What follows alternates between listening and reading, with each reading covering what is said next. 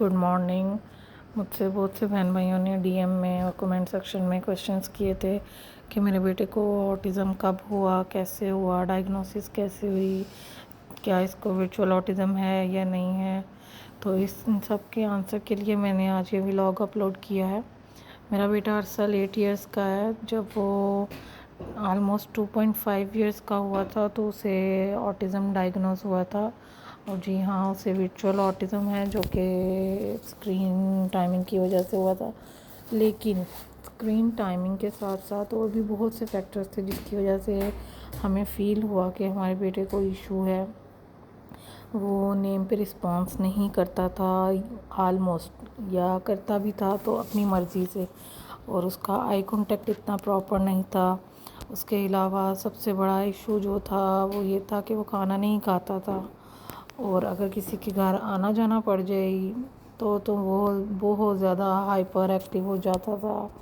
Anger issues بہت زیادہ تھے, انگزائٹی ہوتی تھی اسے.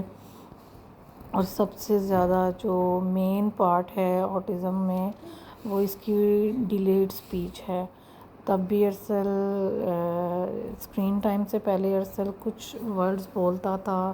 A to Z جو ہے وہ الفابیٹیکل آرڈر میں چیزوں کے نیم بتاتا تھا, پارٹس آف باڈیز بتاتا تھا. بٹ جیسے ہی اسکرین ٹائم اس کا انکریز ہوتا گیا ویسے ویسے وہ چیزیں ریگریسونیس کی طرف جاتی گئیں.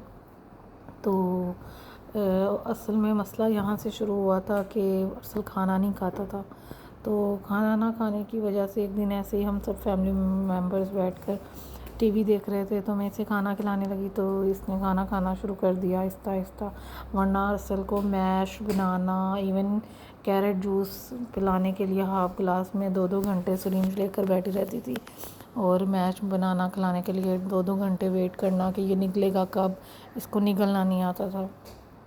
تو مجھے بھی بڑا ایزی لگا کہ میرے بیٹے نے ویڈیو دیکھ کے کھانا کھا لیا آدھے گھنٹے میں, وہ بھی میش بنانا. تو میرے لیے وہ کام آبویسلی آسان تھا ایز اے مدر, اور میں خوش تھی کہ میرے بیٹے نے کھانا کھایا. تو اس کے علاوہ اس کی ہینڈ فلیپنگ بہت زیادہ تھی اور ریپیٹیٹیو موومنٹس تو یہ بہت زیادہ کرتا تھا.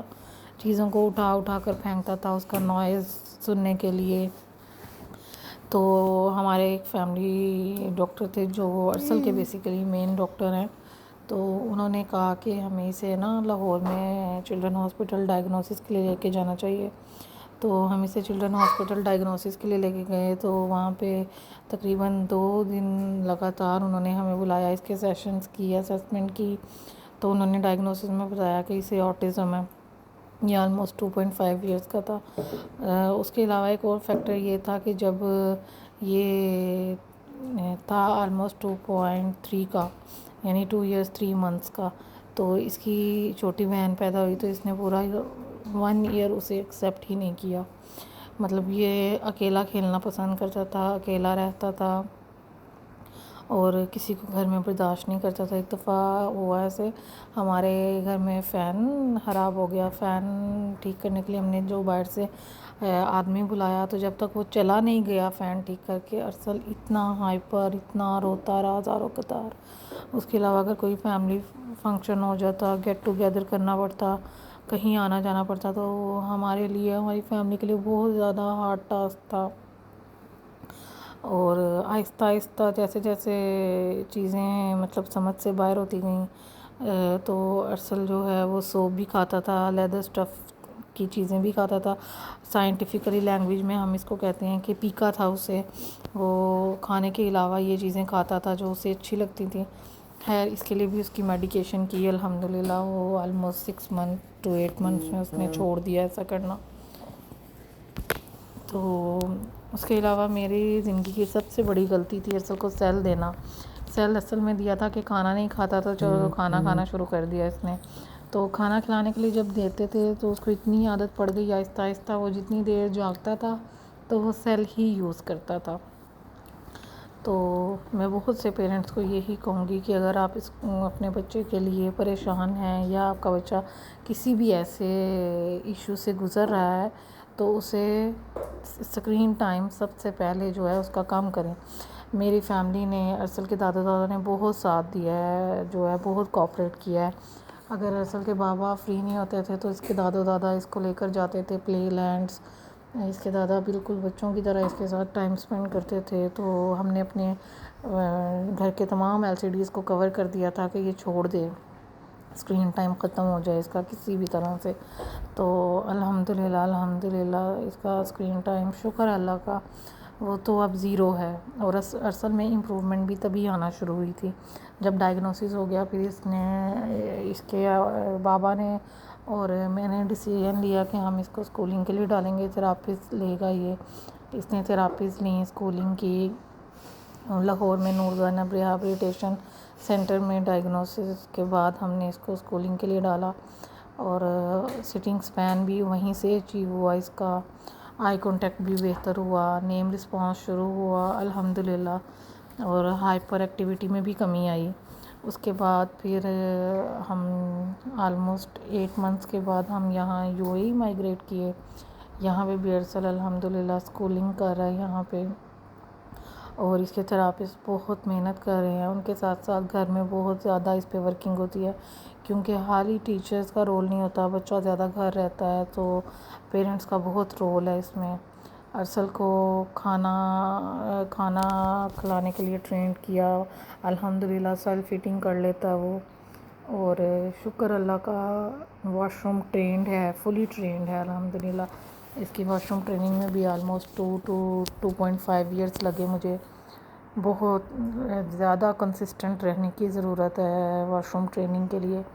آئی نو یہ بہت زیادہ ایکزاسٹنگ ورک ہے, مائیں تھک بھی جاتی ہیں, میں خود تھک گئی تھی لیکن میں نے چھوڑا نہیں ایفرٹ کرنا کہ ایٹ لیسٹ 1 ڈے. مجھے یقین تھا کہ میرا بیٹا یہ کر لے گا. الحمدللہ وہ کمپلیٹلی واش روم ٹرینڈ ہے, سیلف ایٹنگ کر لیتا ہے. گھر کی محنت بہت ضروری ہے, ساتھ ساتھ ٹریٹمنٹ بھی ضروری ہے. تھراپیز, اسکولنگ سب مل کر رول پلے کرتے ہیں اور اللہ تعالیٰ کسی کی محنت کو بھی ضائع نہیں کرتا. ارسل الحمدللہ پوری طرح سے کمانڈ فالوئنگ ہے, اپنی بات کو سمجھا بھی لیتا ہے, سمجھتا تو 100% سمجھتا ہے وہ بات کو. اتنے سارے ورکنگ کے بعد الحمدللہ یہ اس کے اوپر 6 to 7 ایئرس کی ورکنگ کے بعد وہ اس قابل ہوا ہے کہ اب الحمدللہ بس اس کا سب سے بڑا مائل سٹون جو اچیو کرنے کے لیے رہ گیا ہے وہ اس کی اسپیچ ہے. اس پہ بھی ورکنگ ہو رہی ہے انشاءاللہ. مجھے اللہ تعالیٰ کے گھر بہت امید ہے کہ انشاءاللہ میرا بیٹا ایک دن بولے گا. اس کے ٹیچرز بھی بہت اس پہ محنت کر رہے ہیں. اس کے علاوہ میڈیکیشن بھی ساتھ ساتھ چلتی ہے, وہ تو ہر بچے کے لیے ڈاکٹرز اس کے اکارڈنگ پرسکرپشن دیتے ہیں, اسی پہ میں بھی فالو کر رہی ہوں. تو میں سب آٹزم پیرنٹس سے یہی کہوں گی کہ ڈیلے مت کریں. اگر آپ کا بچہ 1.5 سال کا ہے, آپ کو لگتا ہے کہ اس میں ایشو ہے تو آپ کو اسے فوراً سے ڈاکٹر کے پاس لے کر جانا چاہیے. ڈائگنوسس کریں, اس کے بعد اس کا ٹریٹمنٹ لیں, کیونکہ موسٹلی آٹزم کیس میں ڈاکٹرز کہتے ہیں کہ اگر آپ بچہ 1.5 سال سے 2.5 سال کی ایج میں بھی ہمارے پاس لے آئیں تو ہم 5 سے 6 سال تک میں اس کو نارمل کر دیتے ہیں. تو ارسل کے ٹریٹمنٹ میں بھی کافی زیادہ رول جو ہے الحمدللہ اس کے اوپر کنسسٹنٹ ایفرٹس کا ہے. تو الحمدللہ کافی بہتر ہے, لیکن بعض اوقات as a parent we also feel کہ ڈیفیشنسیز ہیں. تو یہ تو اللہ تعالیٰ بھی کہتا ہے نا کہ کسی کی بھی ذات اللہ کے علاوہ مکمل نہیں ہے. تو ہم آٹزم پیرنٹس بھی جو ہیں ڈیلی اپنی لائف کے اسٹرگل جو ہمارے بچے بھی فیس کرتے ہیں اور ہم بھی اسٹرگلس فیس کرتے ہیں, صرف اسی لیے کہ آنے والے ٹائم میں بچے انڈیپینڈنٹ لائف گزار سکیں, کچھ اپنے لیے کر سکیں. سب سے زیادہ محنت ہی یہ ہوتی ہے کہ وہ انڈیپینڈنٹلی لائف گزاریں. تو ارسل بھی انہیں میں سے ایک ہے. اب وہ 8 ایئرس کا ہے الحمدللہ بہت بچوں سے بھی بہتر بھی ہے, اور ابھی اس پہ بہت سی ایفرٹس ہو رہی ہیں. آپ بھی میرے بیٹے کو اپنی دعاؤں میں یاد رکھیں. اللہ تعالیٰ سب بچوں کو اپنے ایمان میں رکھے, صحت و تندرستی دے. انشاءاللہ ملتے ہیں نیکسٹ ولاگ میں. میرے چینل کو سبسکرائب کرنا, ویڈیو کو لائک کرنا مت بھولیے گا, اور اگر ویڈیو پسند آئی ہو تو اپنے کومنٹس بھی ضرور دیجیے گا، اور انشاءاللہ ڈیلی آپ کو اپڈیٹ کرتے رہیں گے ارسل کی ڈیلی لائف روٹین کے ساتھ، تاکہ جتنے بھی آٹزم پیرنٹس ہیں ان کے لیے ہیلپ فل ہو، اور وہ بھی اپنے بچوں پہ ہارڈ ورک کرتے رہیں۔ سب سے زیادہ ضروری ہے کنسسٹنٹ رہنا، آٹزم کے لیے کنسسٹنسی از دا کی رول۔